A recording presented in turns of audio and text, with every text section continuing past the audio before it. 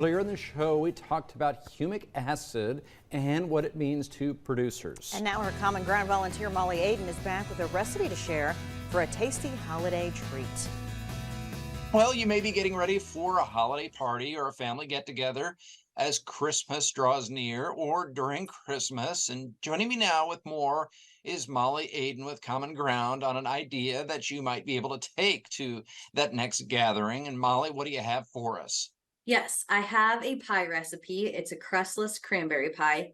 And I know one of the difficulties of making pie is making that crust. So this is kind of one that I enjoy because you call it a pie and you bake it up as one, but you don't have to worry about making the crust ahead of time.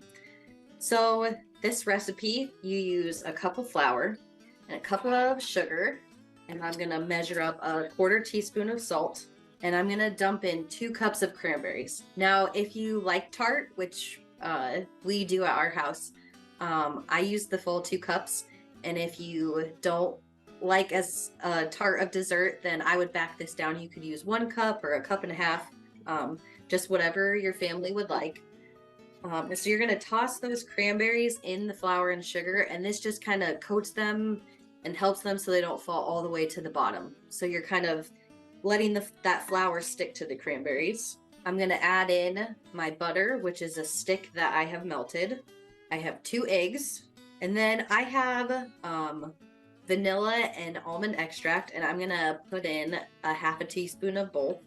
Now, if you like almond, you could put all almond extract in, but I like to add a 1/2 of each. 1/2 cup of chopped pecans. Now, you could use almonds in this if you really want to amp up the almond flavor, or walnuts.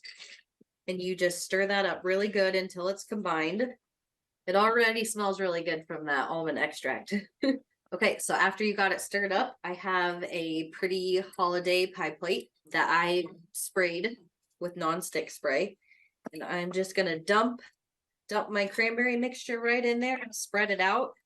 And then you'll pop this into a preheated 350-degree oven for 30 to 40 minutes, just kind of based on how warm your oven gets. But I would just keep checking it, and you can check it with a toothpick and make sure that it's done. It's just a super easy recipe that you all mix in one bowl and pop it in your pan, and will be great because it has cranberries for Christmas. Thank you, Molly, for being here today and telling us about this recipe. Thanks, John. I hope you have a great Christmas.